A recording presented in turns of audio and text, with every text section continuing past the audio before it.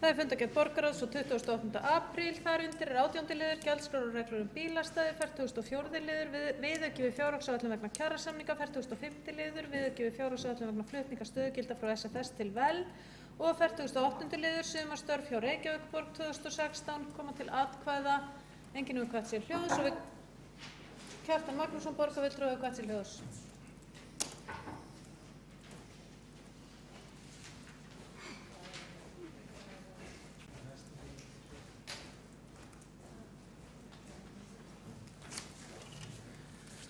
Forseti, ágætu borgarfulltrúar. Á fundi borgarráðs 28. apríl síðastliðinn var lögð fram tillaga það undir 50. lið fundargerðarinnar þar sem lagt var til að fallið yrði frá því að kjósa í Ölduselsskóla í komandi forsetakosningum og þess í stað yrðu 6 kjördeildir sem þar hafa verið. Þær eru færðar til kjörstaðarins í Austurbergi og þessi tillaga var samþykkt eftir nokkrar umræður. Þessi tillaga kom svolítið flatt upp á okkur fulltrúa Sjálfstæðisflokksins en við fengum þær upplýsingar að það væri alveg nauðsynlegt að gera þetta. Það væri eiginlega ekki hægt að kjósa í Seljakverfi þessu sinni, hefði verið reynt og það kom okkur óvart og þetta var nú svona afgreitt í lok fundar en við sátum hjá við afgreiðslu málsins og lögðum fram svohljóðandi bókun með leyfi forseta. Borgarfulltrúar Sjálfstæðisflokksins telja rétt að gefa íbúum í Seljakverfi kost á að sækja kjörstað í hverfinu eins og löng hefði fyrir. Sé ekki unnt að starfrækja kjördeildir í Ölduselsskóla þessu sinni er rétt að koma á laggirnar kjördeildum í Seljaskóla í þessu skyni. Og eins og ég segi, þetta kom okkur svolítið óvart því að ég veit ekki betur en bara nánast frá upphafi byggðar í Seljakverfi. Þá hafi verið þar kjörstaður og það hefði þá verið minnst kosti 2 kjörstaðir í Breiðholti og mér er skrítið að hætta að kjósa þar. Ég hefði talið að ég held að þarna í hverfinu búum 8.000 til 9.000 manns, þannig að þetta er frekar stórt hverfi og mér finnst umræðan og stefnumótun á svona vegum borgarinnar. Mér finnst hún hafa frekar verið með þeim hætti að við hvetjum fólk til þess að fara erinda sinna gangandi, hjólandi, frekar en að þurfa að fara alltaf á bílnum.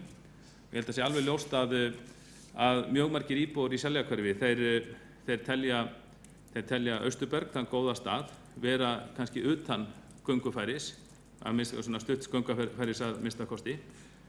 Og ég er hræddur það að með því að afnema þennan kjörstað, þá varum við komin út í það sko með því varum við að letja fólk úr þessu hverfi að fara að kjósa í forsetakosningunum.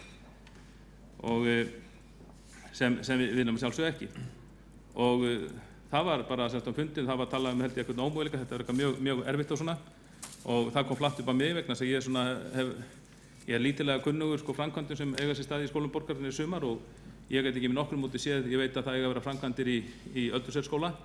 En síðast ég vissi, þá er alls ekkert víst að þær framkvæmdir komist af stað í júní, það er kosið þarna í lok júní, alls ekkert víst að þær hefjist í júní og þar erum svo litla framkvæmdir að ræða að það verið minnsta máli held ég að því þarna er bara að ræða 6 kjördeildir að kjósa í skólanum eða íþróttahúsinu og hafa þótt að framkvæmdin standi yfir.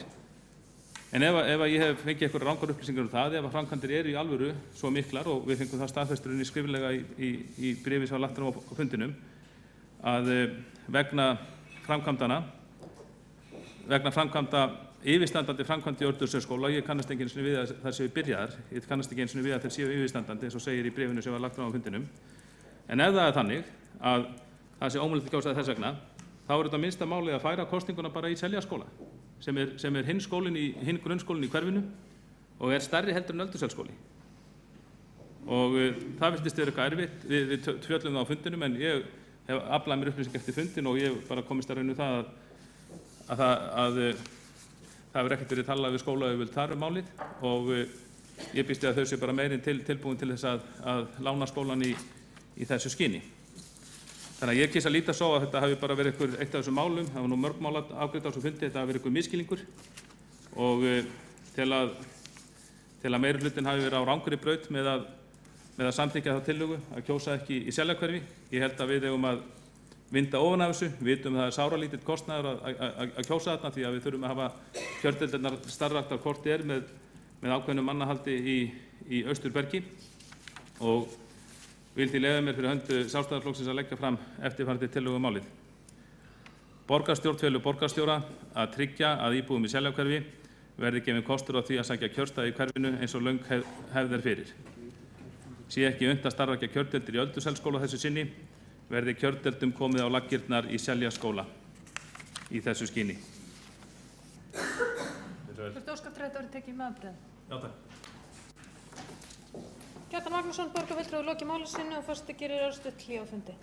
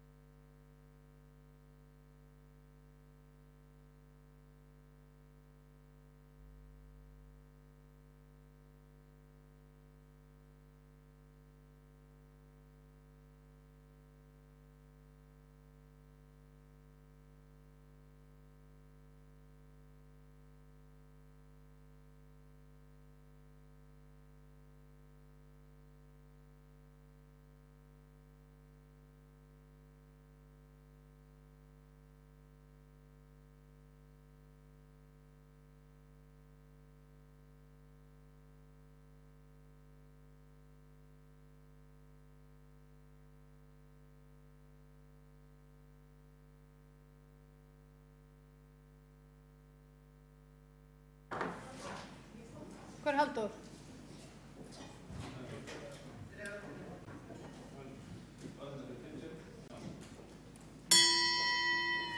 Fundur fram haldið. Hér hefur verið óskað eftir afbrigðum til þess að taka mál á dagskrá vegna upplýsingar sem hafa komið fram frá því að gögn voru send út á föstudaginn og óskað eftir afbrigðum til að taka málið. Þau sem samþykkja að taka málið á dagskrá gefa merki. Það samþykkt með öllum greiddum atkvæðum. Við göngum þá til Háttvirtur borgarstjóri ætlar að taka til máls. Forseti, ágæta borgarstjórn. Hér er komið fram tillaga breyting á kjörstað sem þegar hefur verið ákveðin í borgarráði. Það stutt þeim rökum að atriði sem komið fram í borgarráði varðandi framkvæmdir og undirbúning atkvæðagreiðslunnar. Já, það með í leiki einhver vaf á því. Ég held að kosningarnar hafi raun að verið undirbúnar af fyrstu fagmennsku í samræmi við hefðir, en það getur verið ástæða til að fara yfir það ef það er einhver rök sem að benda til annars, en þar sem að skrifstofustjóri borgarstjórnar sem hefur annast undirbúning kosningarna er fjarstaddur og ekki hægt að afla upplýsinga hér á fundurum, það leggir til að tillögunni verið vísað til borgarráðs og við förum yfir máli þar. Borgarstjóri hefur lokið máli sínu. Þeir sem samþykkja að vísa fleiri hafa ekki hvatt sér hljóðs. Þeir sem samþykkja að vísa tillögunni til borgarráðs gefa merki. Samþykkt með öllum greiddum atkvæðum. Þá hefur Hildur Sverrisdóttir óskað eftir að taka til máls, ekki satt?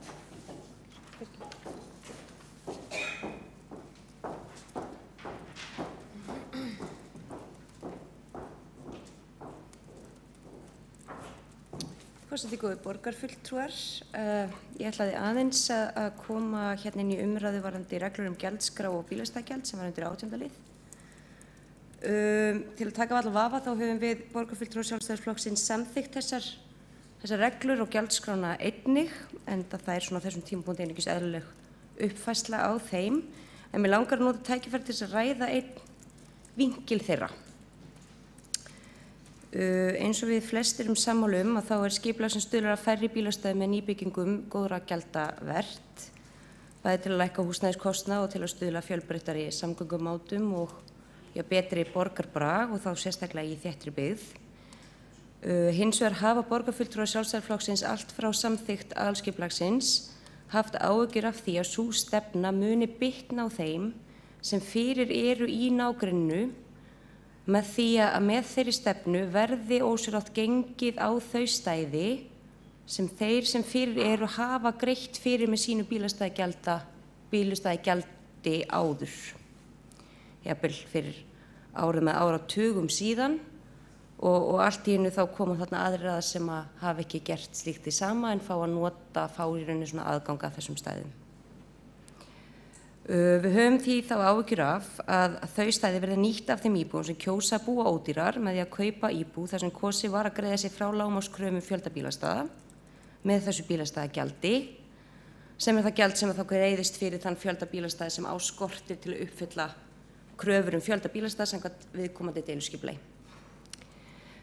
Ég hef smá áhyggjur af því að þrátt fyrir góðan vilja hafa okkur kannski ekki alveg enn tekist að finna eitthvað sanngjarnt út úr því hvernig við komum í veg fyrir þetta. Við höfum rætt þetta á ýmsum fundum, en ekkert okkar hefur kannski komist að einhverju niðurstöðu og svo mallar þetta áfram.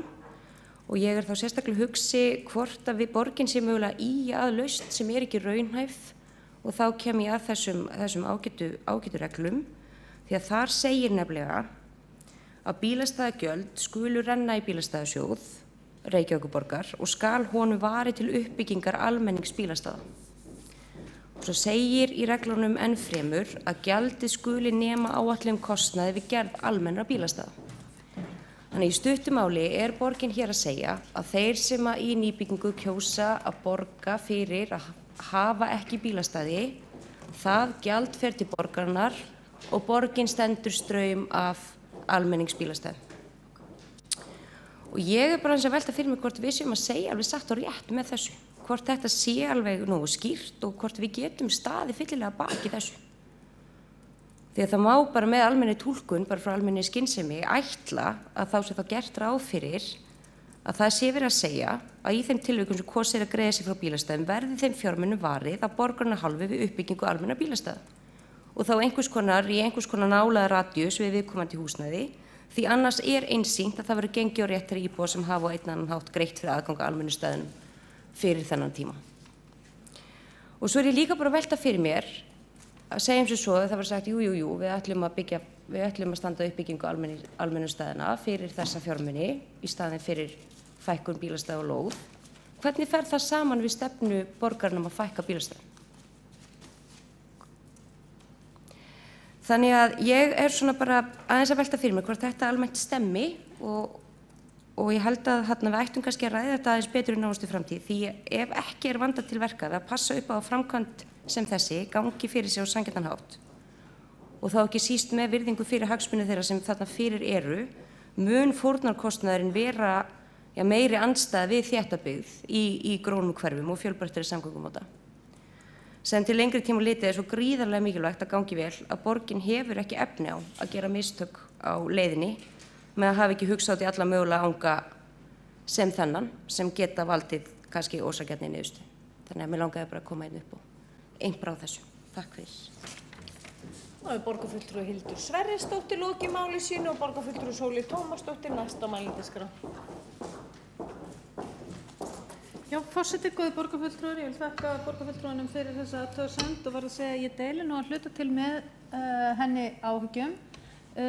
Bílastæðanefnd sendi umsögn þessar nýju reglur til umhverfis- og skipulagssviðs eða umhverfis- og skipulagsráðs og ég veit ekki betur en að umsögn sem að er í rauninni dálítið samhljóða því sem að borgarfulltrúi Hildur Sverrisdóttir fór yfir hérna áðan það að það er ekkert endilega alveg víst að ef að fólk greiðir sig frá bílastæði til dæmis á svæði 3 samkvæmt þessum reglum sem er Breiðholtið og svona útjaðar borgarinnar að það verði farið í uppbyggingu á almenningsbílastæðum á því svæði og eiginlega bara frekar ólíklegt. Bílastæðasjóður hefur ekki verið að byggja upp almenningsbílastæði á þessum svæðum.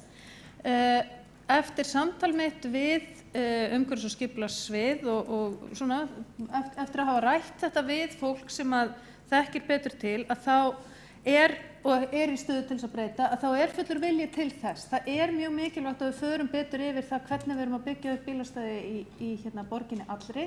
Það er ekkert sem segir að við getum ekki notað þessa peninga til þess að til dæmis byggja upp almenningsbílastæði við sundlaugar úti í hverfum eða við aðrar stofnanir eða einhvers konar almenningssvæði og að gera að við skoðum hvernig því væri best fyrir komið. Þetta á alls ekki að vera þannig að það verði einhver almenningsbílastæði sem að íbúar geti notað í tengslum við íbúðarhúsnæði. Það er einmitt það sem að fólk er að borga sig frá, heldur frekar að það sé gert ráð fyrir því að fólk geti komið á bílum og nota þjónustu einhvers staðar þarna í kring. Það sama á við í miðborginni. Við þurfum aðeins að taka betur búa til skýrari stefnu það hvað við gerum við þessa peninga, hversu langt í burtu með að bílastæðin vera og við hvurslags þjónustu viljum við að almenningsbílastæðin séu byggðu upp þegar fólk er að greiða sig frá bílastæðin. Við erum ekki með skýra stefnu í þessum málum en við verðum samt að klára það sem við erum að klára hér. Það er mjög mikilvægt að það verði áfram verðskrá fyrir það að borga sig frá bílastæðum en svo það hvernig við nýtum þessa peninga er bara stefnumótunarvinna sem við þurfum að fara í og ég held að við séum öll sammála að við séum ekki að gera nógu vel í þessum efnum og ég held að það sé bara frábært að við förum saman í þetta meiri og minni hluti. Það er borgarfulltrúi Sóley Tómasdóttir lokið máli sínu og borgarfulltrúi Áslaug Friðriksdóttir óska eftir því að veita andsvar við ræðu borgarfulltrúans.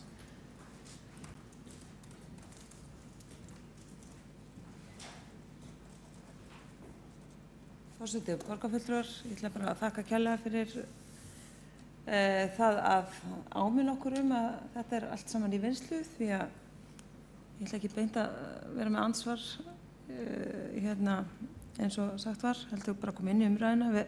Við samþykktum þetta öll þegar við samþykktum aðalskipulag og það er mjög mikilvægt að þetta liggi fyrir hvernig nákvæmlega við ætlum að gera þetta. Og mér finnst svona, ég veit þetta er búið að vera í einhverju svona hugmyndafræðilegri vinnu inn í bílastæðanefnd eða bílastæðasjóði og ég held að sé mjög mikilvægt nákvæmlega við ræðum þetta hér því að það er algjörlega ómögulegt að fólk sem búið er að greiða gjöld og hefur aðgang að ákveðnu rými núna eigi svo að taka á sig alla þéttinguna og þar með miklu meiri ásókn í þau bílastæði sem þau eru að nota núna búin að Borgarfjörð. Það væri bara hreinlega ósanngjarnt að leggja það á íbúana. Þannig að ég myndi og mjög svo styð það mjög svo að við förum í gegnum þessar reglur og ákveðum svolítið, setjum það svolítið saman svona í heildina. Takk. Það var borgarfulltrúi Áslaug Friðriksdóttir, lokið við það að veita ansvar. Það svarar ansvarið borgarfulltrúi Sóley Tómasdóttir. Já, fyrstu góða borgarfulltrúar, ég er bara sammála þessu. Reyndar það auðvitað þannig að þéttingu byggðar fylgir aukið álag á alla innviði í borginni og ég meina það má ekki vera þannig að það megi ekki skapast neinstaðar álag eða neinstaðar megi þrengja að neinni þjónustu eða neinu sem við erum að gera. Ef við ætlum að fara í þéttingu þá myndum við ekki þétta neitt. Það sem við þurfum að finna út hvar liggja þessi mörk, hvað eru ásættanleg mörk, hversu mikið getum við þétt og hversu mikið getum við þrengt að aðgengi að bílastæðum í miðborginni og hversu mikið þarf að byggja upp í staðin fyrir það sem að fólk borgar sig frá. Þetta er bara vinna sem við þurfum að fara saman í og ég er vissum að við náum einhverju góðri niðurstöðu. Það var borgarfulltrúi Sóley Tómasdóttir, lokið við að svara ansvarið. Það veitir ansvar öðru sinni borgarfulltrúi Áslaug Friðriksdóttir.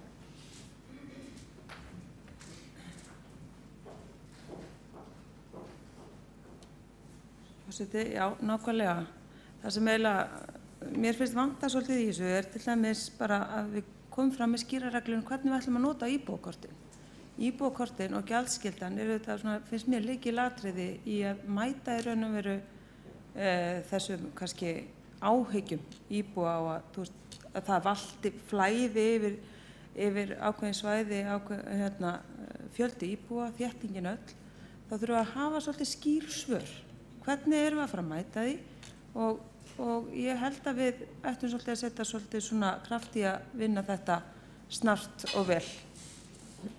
Það var borgarfulltrúi Áslaug Friðriksdóttir, lokið að veita ansvar öðru sinni. Þá svarar ansvarið borgarfulltrúi Sóley Tómasdóttir. Forseti, borgarfulltrúar, já, það er alveg rétt. Inn í þetta koma í bókvörðum, það þurfum að skoða það líka. Við þurfum bara að finna, eins og ég segi, móta stefnu í þessum málum. Þó vil ég segja að það að fólk geti borgað sig frá því að borga sig frá bílastæði, þeim lágmarksbílastæða fjölda sem að eiga að byggja, er samt líka skuldbinding af hálfu verktakans að markaðssetja bygginguna eða íbúðina þannig að fólk sé ekki á bíl.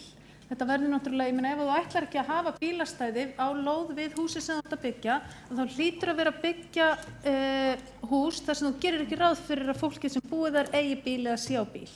Það er það sem við gerðum til dæmis upp í stúdentagörðunum uppi við Skipholt eða þar.